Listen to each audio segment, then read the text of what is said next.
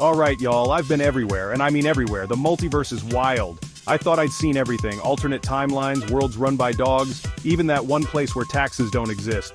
Yeah, you heard me right, no taxes. Naturally I tried to stay, but the IRS from 37 other universes pulled up real fast. But today I gotta tell y'all about the top 10 wildest worlds I've visited. These ain't just random alternate realities, these places are scientifically possible. Well, kinda, probably, maybe. Look, I ain't a scientist. I just jump into portals and hope I don't land somewhere where everything tries to eat me. Spoiler, that happens a lot. From rogue planets with no sun to skyscraper-sized life forms, I've seen some crazy stuff. And today, I'm dragging y'all with me. Buckle up. Now let me give you a bit more context. The multiverse isn't just a theory, it's a reality I've lived. Imagine a place where every decision you make creates a new universe. That's the multiverse. Every choice, every action spawns a new reality. It's like a cosmic choose-your-own-adventure book. And trust me, I flipped through some wild pages, like that one time I ended up in a world where plants were the dominant species. Yeah, they weren't too happy to see me. Or the time I found myself on floating islands with gravity that changed on a whim. Let's just say, walking was a challenge. And then there was the world of perpetual night. No sun, just stars and darkness. Navigating that place was like being in a never-ending horror movie. Oh, and let's not forget the world of giant insects. I still have nightmares about that one. But it's not all bad. Some worlds are incredibly advanced, with AI that could put our best tech to shame. I've seen utopias where everything is perfect, and dystopias where survival is a daily struggle. It's a mixed bag, really, but that's what makes it so fascinating. So, are you ready to dive into the top 10 wildest worlds I've visited? Let's go. Buckle up, because it's going to be a wild ride.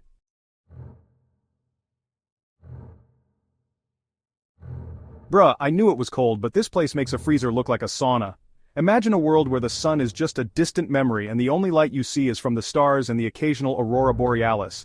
This rogue planet is a frozen wasteland, drifting through the cosmos without a star to call its own.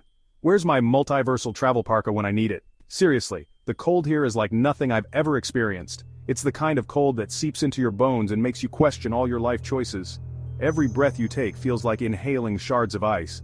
Oh right, I don't have one. I guess I should have packed better for this trip.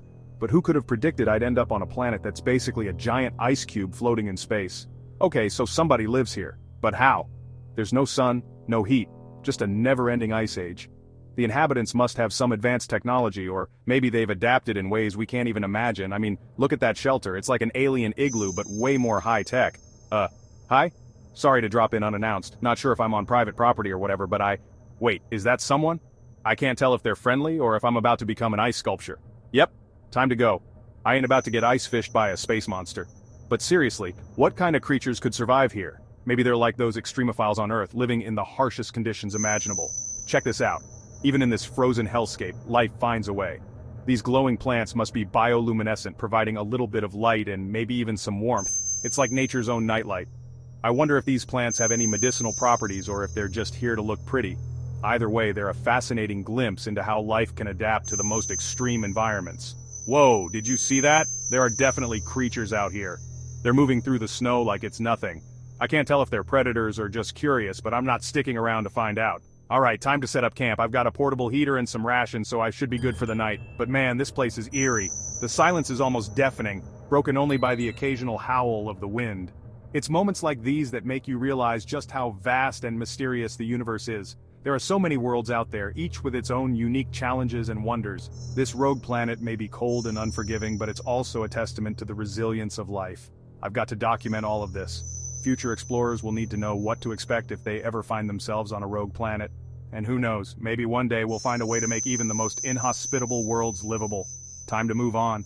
There's a whole multiverse out there waiting to be explored, but I'll never forget this frozen world and the lessons it taught me. Stay curious, stay adventurous, and always pack a parka. On to the next adventure. Who knows what wild and wonderful worlds await? One thing's for sure, the multiverse is full of surprises, and I can't wait to see what's next.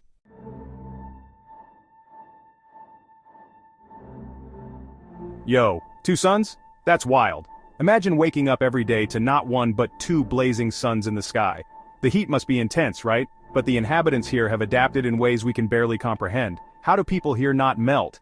Well, it turns out they've developed some incredible technology and biological adaptations to survive. Their skin has a unique reflective quality that bounces off the harsh rays, and their homes are built underground to escape the relentless heat. Wait, did that tree just lick its lips? Yes, you heard that right. On this planet, the flora is the real danger. These plants have evolved to become the apex predators. They have sensory organs that detect movement and can even communicate with each other to strategize their hunts. I'm in a world where the trees are the predators. I'm done. Imagine walking through a forest and knowing that every plant around you is sizing you up as its next meal. It's like something out of a nightmare, but for the locals, it's just another day. Look, I'm all about trying new things, but I ain't trying to be a plant's lunch. The locals have developed some fascinating methods to coexist with these carnivorous plants. They use special pheromones to mask their presence and carry tools that can temporarily disable the plant's predatory mechanisms.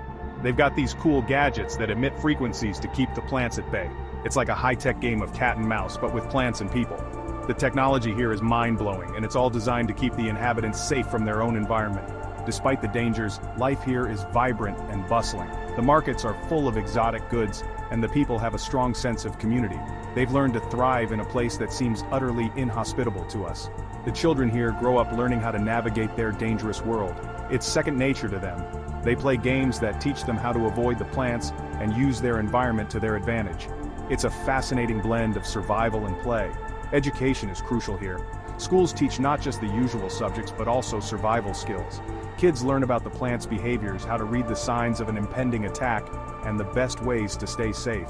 It's a curriculum that's as unique as the planet itself. Home life is centered around safety. Families live in well-fortified underground homes that are designed to keep the predatory plants out. These homes are marvels of engineering, with air filtration systems, secure entrances, and even emergency escape routes. And yet, despite all the precautions, the people here know how to celebrate life. Festivals and cultural events are a big part of their society. They come together to celebrate their resilience and the unique beauty of their world. As the twin suns set, casting a surreal glow over the landscape, it's a reminder of the incredible adaptability of life. This planet, with its twin stars and carnivorous plants, is a testament to the endless possibilities of the multiverse. It's a place where danger and beauty coexist in the most extraordinary ways. So, would you dare to visit the twin-star carnivore planet? It's a journey that promises to be as thrilling as it is terrifying. For those brave enough to explore, it offers a glimpse into a world where the rules of nature are turned upside down.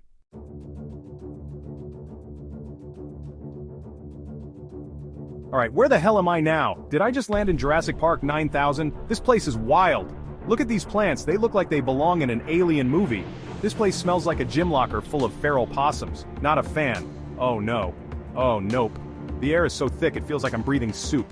And what's that noise? Is that growling? Hey, I don't want no trouble, I'm just passing through, just a friendly traveler, nothing to see here. Please don't eat me, you see? This is why I got trust issues. Even the trees want to fight. Nope, I'm out. But wait, what's that over there? Is that a path? Maybe I can find a way out of this madness. Okay, Kaya, just keep moving. One foot in front of the other. Don't look back. Don't think about the fact that the plants here probably have teeth. Just keep going. These plants are like something out of a horror movie. Look at those thorns. And is that one moving? Oh, this is not good at all. Finally a clearing, I can breathe a little easier now, but I can't let my guard down. This place is called the Jungle of No Chill for a reason. What was that? Did you hear that? It sounded like something big and hungry. I need to find a way out of here. Fast. A river. Water means civilization, right? Or at least a way to get out of this jungle. Let's hope it's not full of piranhas or something worse. Just keep following the river, Kaya. It has to lead somewhere. Anywhere but here. This place is giving me the creeps. An old bridge. This could be my ticket out of here. But it looks pretty rickety. One wrong step and I'm in the water. And who knows what's lurking in there. Easy does it. One step at a time. Don't look down. Just keep moving. Almost there. Made it. Now let's hope this side of the jungle is a little less hostile. But knowing my luck, it's probably even worse. Alright, Jungle of No Chill, bring it on. I'm not going down without a fight. Let's see what you've got. Oh great, now there's creatures too? This just keeps getting better and better. Time to show them who's boss. Take that! You picked the wrong traveler to mess with. Now where was I? Oh right, getting out of this nightmare. There it is, the way out. I can see the light at the end of the tunnel. Just a few more steps and I'm free. I made it. I'm out. Never again. The Jungle of No Chill can keep its hostile plants and creepy creatures. I'm done. Time to find a nice, safe beach somewhere.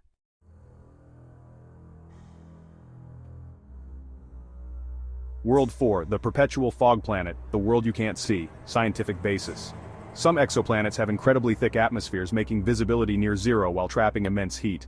The portal spits Kaya out and he lands hard on rocky terrain. He groans and gets up, rubbing his head. Kaya, grumbling, says, "Man, I need to start checking reviews before jumping into these portals." He looks around, but everything is fog. Dense gray mist chokes the landscape, making it impossible to see beyond a few feet. The sky is a sickly orange with streaks of lightning flickering in the distance. Kaya, squinting and waving at the air, mutters, "8, so where the hell am I?" Somebody forgot to turn the brightness up. He takes a step forward and immediately yelps as he feels the ground move beneath him. The ground ripples like a thick, gelatinous surface. Kaya, eyes wide and tail bristling, exclaims, "Wait! The ground ain't supposed to move!" Suddenly a massive shape emerges from the fog, towering insect-like limbs clicking against the ground. A deep guttural growl rumbles. Kaya freezes. Whispering and sweating, Kaya says, "8, new plan, I'ma just stand real still and pray." The creature lowers its head, sniffing the air. It lets out a chilling, echoing shriek that shakes the ground. Kaya's ears pin back and his tail tucks slightly. He knows what's coming. Resigned and exhaling, Kaya says, "Yeah, I'm running." He books it into the fog, dodging giant unseen creatures, ducking under low-hanging alien vines and nearly falling into a steaming pit of acid. He sees a faint light ahead, a portal. He dives through just as the monstrous shape lunges at him.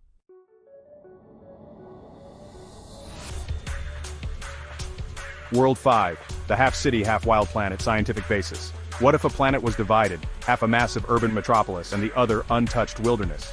Kaya lands on a rooftop, blinking at the world around him. The left side of the planet is a hyper-futuristic mega-city. Skyscrapers so tall they pierce the atmosphere. Hovercars zip between buildings and holograms of alien advertisements light up the skyline. The air buzzes with the hum of advanced technology, and the streets below are a maze of neon lights and bustling activity. The right side of the planet is pure, untouched nature, massive mountains, rivers glowing with bioluminescence, and towering alien trees. The air is fresh, filled with the sounds of exotic wildlife and the rustling of leaves.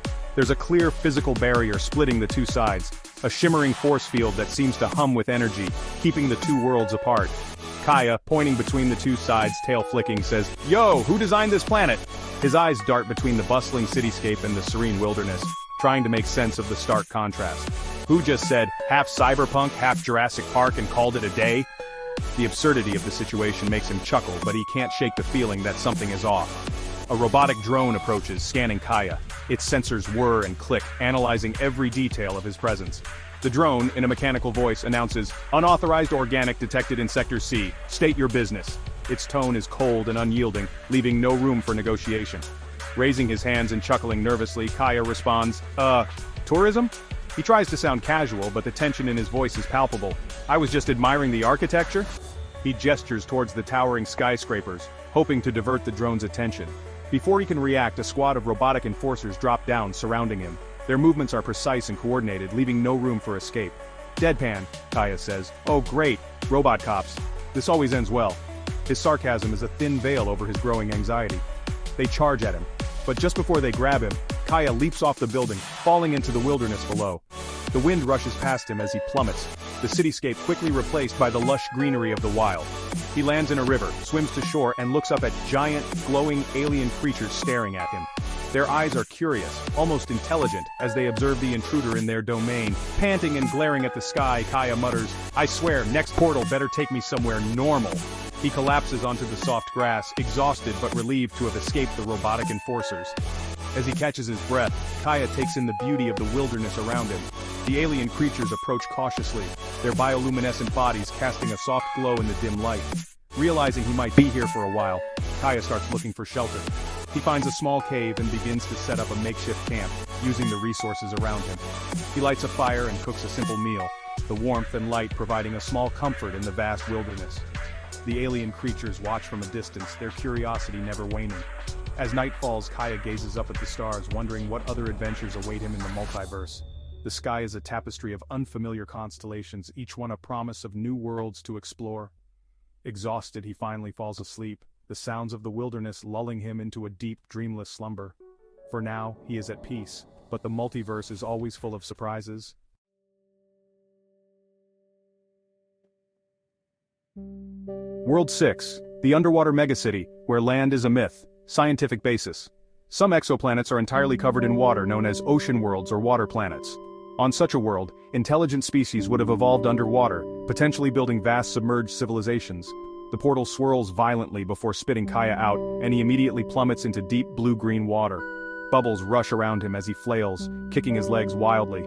Bubbling and panicking, Kaya shouts, "Oh, you gotta be kidding me! I can't swim!" He thrashes for a moment before realizing he's not sinking. He floats effortlessly, the dense water keeping him suspended. He blinks, then sniffs, only to choke on salt water. Coughing and spitting water out, Kaya complains, "Bleh! Tastes like straight-up fish tank water." As he gets his bearings, the sunlight from above dims and he turns around. His eyes go wide. Below him is an enormous, glowing city, stretching as far as the eye can see. Towering bioluminescent skyscrapers made of glass-like coral and metal rise up from the depths, shimmering in the filtered light. Strange neon currents snake between them, illuminating floating transportation tubes that swirl like glowing jellyfish tentacles. Whispering in awe, Kaya says, "Hey, not gonna lie, this is kind of fire." Just then, a group of aquatic aliens swims past, humanoid in shape but covered in smooth, translucent skin. They have gills on their necks, elongated webbed fingers, and flowing fins instead of hair. They wear minimalist metallic armor, carrying harpoon-like weapons. One of them stops, turning toward Kaya. The aquatic guard, blinking and clicking in an unknown language, says, "Glorpnar." Nodding confidently, hands on his hips, Kaya responds, "Yeah, Glorpnar to you too, my guy." Before he can react, the guards suddenly pull out a holographic scanner, beep it over him, then immediately take a defensive stance. One of them aims a harpoon at him. Kaya freezes. Sternly, through a translator, the aquatic guard announces, "Surface dweller detected. Unauthorized organic presence in Atlantis Prime. You will be detained." Holding up his paws, tail flicking nervously, Kaya says, "Hey, now hold up. First of all, Atlantis? Y'all kept that? Second of all, I just got here." The guards don't listen. They surround him and gesture toward a massive submarine-like craft that hovers nearby. A hatch opens, revealing a massive, glowing energy cell, a holding cell. Grumbling and crossing his arms as he's pulled forward, Kaya mutters, "You know, I thought y'all would be chill. But no, of course not. First thing you do is throw me in alien fish jail." The camera fades to black as Kaya is pulled into the cell, watching as the city around him glows with undeniable, breathtaking beauty. The intricate details of the city come into focus, revealing bustling marketplaces and schools of fish darting through the streets. Aquatic vehicles zoom past, leaving trails of bubbles in their wake. Kaya notices advanced communication devices with holographic screens displaying alien text and images. The city is teeming with vibrant marine life, from colorful corals to exotic sea creatures. As night falls, the city transforms, with bioluminescent lights illuminating the underwater nightlife. The panoramic view of the city skyline is breathtaking, a testament to the ingenuity of its inhabitants. Kaya marvels at the sight, his initial fear giving way to wonder and curiosity. From above, the city looks like a glowing jewel, a hidden gem in the vast ocean. With newfound resolve, Kaya decides to explore this underwater marvel, determined to uncover its secrets.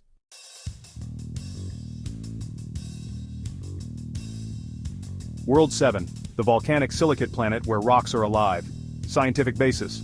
Some exoplanets are rich in silicates, which are rock-forming minerals, and theoretically life could evolve based on silicon instead of carbon. This world is home to sentient, crystalline beings. The portal explodes outward, hurling Kaya into a cracked, burning landscape. He lands hard, his paws skidding over sharp, obsidian-like rock. His ears ring as he groans and looks up. The sky is a deep orange, covered in ash and swirling molten clouds. Rivers of glowing lava snake through jagged mountains, and crystalline structures rise like skyscrapers. Kaya, panting and fanning himself, says, "Yo, why is it hotter than the sun out here?" He pulls at his shirt, which is already drenched in sweat. He looks around and notices movement in the distance. A group of tall, crystalline beings with glowing red veins pulsing through their jagged, glass-like bodies stare at him. Kaya, muttering with his ears flicking, says, "Hey, please tell me y'all ain't about to throw me into another space jail." One of the crystalline beings steps forward. Its voice vibrates, resonating like a deep chime. Its head shifts, refracting light like a prism. The crystalline elder speaks, "You do not belong here. Your body is too soft, too fragile." Kaya, feeling offended, replies, "Rude. Y'all ever heard of moisturizer?" The ground rumbles. In the distance, a massive explosion erupts, sending giant molten boulders flying. The crystal beings calmly turn toward it. One of them lets out a resonant hum. The crystalline elder continues, "The fire titans stir again. You must leave, or be crushed." Kaya, his eyes widening, exclaims, "Fire titans? Man, you can't just drop that on me like that." A shadow looms overhead. Kaya slowly tilts his head up and sees a 200-foot-tall, lava-covered colossus rising from the molten pit. It lets out a thunderous roar. Kaya yells and bolts for the portal. The crystalline beings simply watch. Kaya, screaming as he runs, shouts, "Y'all just standing there? Do something!" The portal swirls and Kaya leaps through just as a massive, fiery fist crashes down. Kaya emerges from the portal, collapsing on the ground, panting heavily. He looks back as the portal closes behind him. Shaking his head, he mutters, "Man, I need a vacation." Kaya walks away, the sun setting in the background, casting a warm glow over the scene.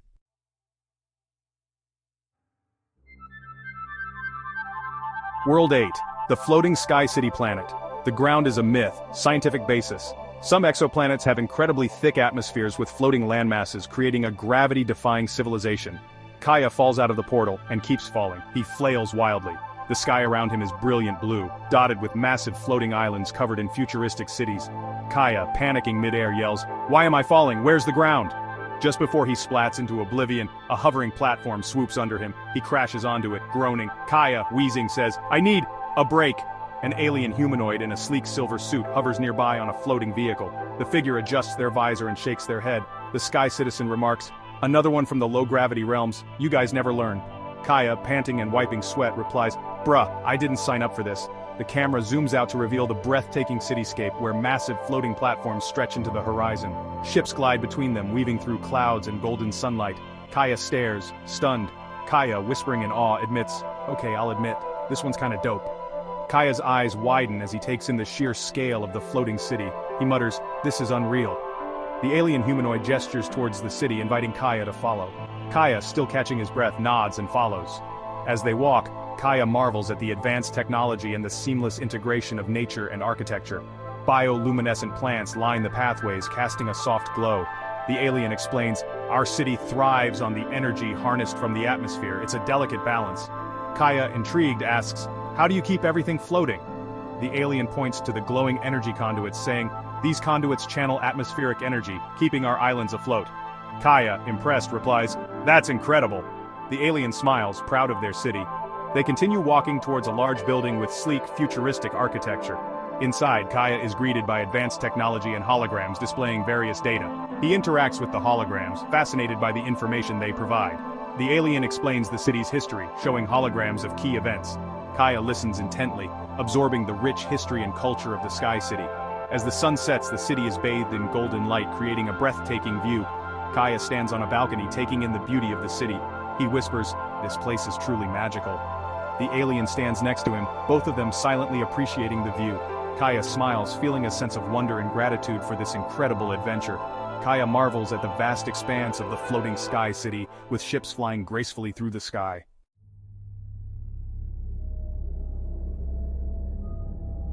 World 9. The planet-sized corpse, a civilization built on a dead titan. Scientific basis. Space is full of the unknown, and some theories suggest that biological organisms could grow to planetary sizes under the right conditions. This world is built on the decaying remains of a massive spacefaring entity, which has become the foundation of a thriving ecosystem. The portal spits Kaya out, right onto something squishy. His paws sink slightly into a fleshy, gelatinous surface. He freezes. Kaya, eyes narrowing and sniffing the air, says, "This does not feel like solid ground." Zooming out from where Kaya stands, reveals a grotesque yet awe-inspiring sight. Kaya stands on the sprawling body of a dead colossus, its massive skeletal remains towering above him like skyscrapers. The ground is a mixture of hardened bone, stretched flesh, and tangled veins that have become roads and pathways. In the distance, alien cities built into the bones flicker with strange neon lights. Spaceships dock in its hollow ribcage. Entire flesh-covered mountains pulsate slightly, repurposed as structures for this morbid yet fascinating civilization. Kaya, grimacing and holding his nose, exclaims, "Man, y'all couldn't find a regular planet? Y'all had to build a whole city on a space corpse?" A group of armored scavengers approaches, each humanoid but grotesquely adapted. Some have biomechanical limbs, others have extra eyes that glow in the dark. They wear organic armor made of hardened bone and chitin. The leader, a hulking figure with a biohelmet fused to their face, steps forward. The scavenger leader, grinning and clicking their mandibles, says, "Welcome, outsider. You stand on the remains of the Great One. You must pay a toll." Kaya, blinking and hands on hips, retorts, "Hey, first of all, y'all gonna charge me to stand on a dead body? That's crazy." The leader's grin widens. Kaya glances around, noticing movement beneath the fleshy ground. Strange tentacle-like appendages slowly creep toward him. Kaya, stepping back and tail flicking, says, "Nah, nope, I'm out!"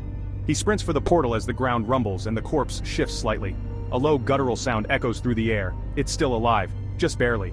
Kaya dives through the portal, escaping whatever horrors lurk beneath. The decaying tissue of the Titan has become a rich source of nutrients, supporting a diverse range of alien flora and fauna. Small alien creatures scavenge on the corpse, feeding on the decaying matter. Bioluminescent plants grow on the alien flesh, casting an eerie glow over the landscape. Kaya, observing the alien ecosystem, mutters, "This place is both fascinating and horrifying." The scavengers harvest resources from the corpse, using every part of the Titan for their survival. Kaya gazes at the neon-lit city in the distance, a testament to the resilience and adaptability of life. Moving cautiously, Kaya continues to explore, aware of the dangers lurking beneath the surface. Eyes glow in the shadows, watching his every move. Kaya discovers a hidden portal, a potential escape from this macabre world. He activates the portal, ready to leave this bizarre and unsettling place behind. Stepping through, he takes one last look at the planet-sized corpse, a world unlike any other. The portal seals shut behind him, leaving the eerie world of the dead Titan behind. Kaya emerges in a new, vibrant world, a stark contrast to the grim reality he just left. Sighing in relief, he mutters, "I need a vacation after that one." He walks away from the portal, ready for his next adventure.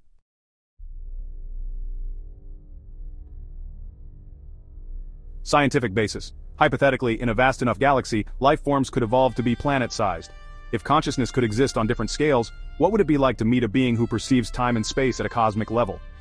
Kaya falls through the portal, but instead of landing, he's floating. He blinks, looking around at an empty void filled with cosmic dust, swirling nebulas, and wait, those aren't planets. Kaya, staring in shock, exclaims, "Oh hell no!" The planets around him shift. Gigantic figures, humanoid but colossal, slowly turn their heads. Their eyes are glowing galaxies, their hands stretch for miles, their voices don't make sounds. Instead, Kaya feels their words vibrating through his entire being. A titanic entity, resonating with a deep cosmic hum, says, "Ah, a small one. It has been eons since we have seen such a thing." Kaya, ears flattening and floating helplessly, replies, "I am not okay with this." One of the beings slowly reaches out, its massive fingers moving at a speed so slow that it looks like it's barely moving at all. But to Kaya, it's like an entire continent shifting toward him. The titanic entity asks, "Tell us, do your kind dream?" Kaya, freaking out and flailing, shouts, "Nah man, we don't do this! Portal, get me out!" The portal finally opens and Kaya is yanked out just as the massive being's fingertips brush against him. But what if Kaya had stayed? What would he have learned from these titanic beings? These beings, who perceive time and space on a scale unimaginable to us, might have shared secrets of the universe. Kaya, floating in the cosmic dust, might have discovered the origins of the universe, the birth of stars, and the mysteries of black holes. The titanic beings, with their hands stretching for miles, could have shown him the creation of galaxies. Their eyes, glowing like galaxies, might have revealed the secrets of dark matter and dark energy. Kaya would have felt their words vibrating through his entire being, understanding the language of the cosmos. The titanic entity, resonating with a deep cosmic hum, might have explained the interconnectedness of all things. These ancient beings, who have existed for eons, could have shared their wisdom and knowledge. Kaya, though initially distressed, might have found a sense of peace and understanding in their presence. The slow-moving colossal hand reaching out to him could have been a gesture of friendship and curiosity. To Kaya, it might have felt like an entire continent shifting toward him, but it was a bridge between two worlds. The titanic entity's question, "Do your kind dream?" might have been an invitation to explore the cosmos together. Kaya, though initially panicking, might have found the courage to stay and learn from these beings. But the portal opened and Kaya was yanked out, leaving the mysteries of the titanic beings behind. Although Kaya did not explore this world, we are still left to wonder what could have been.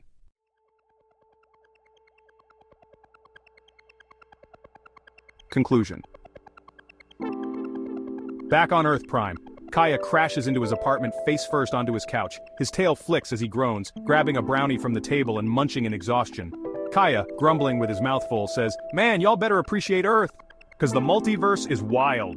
Zooming out to see his apartment, we see that it is strewn with souvenirs from different universes. A glowing crystal from the silicate world, a floating jellyfish light from the water planet, and a mysterious coin pulsing with energy. A portal hums in the background. Kaya sighs. Kaya, pointing at the screen, says, "Don't forget to like, subscribe, and tell me, which of those worlds would y'all want to visit? 'Cause I'm telling you right now, I ain't going back to Space Corp City." He leans back, munching another brownie. Kaya's eyes close for a moment, reflecting on his adventures. The weight of the multiverse seems to lift off his shoulders as he takes a deep breath. Flashbacks of his wildest adventures play in his mind. Dodging lava flows on the volcanic planet, navigating the labyrinthine streets of the neon city, and outsmarting the robotic overlords in the cybernetic realm. Kaya reaches for a photo album on the table, flipping through pages filled with snapshots of his journeys. Each picture tells a story, a memory etched in time. He smiles at a photo of himself with alien friends, another of him standing tall in a futuristic city, and yet another of him exploring a lush, alien jungle. Kaya gazes out the window at the night sky, stars twinkling like the myriad worlds he's visited. He wonders what other adventures await him out there.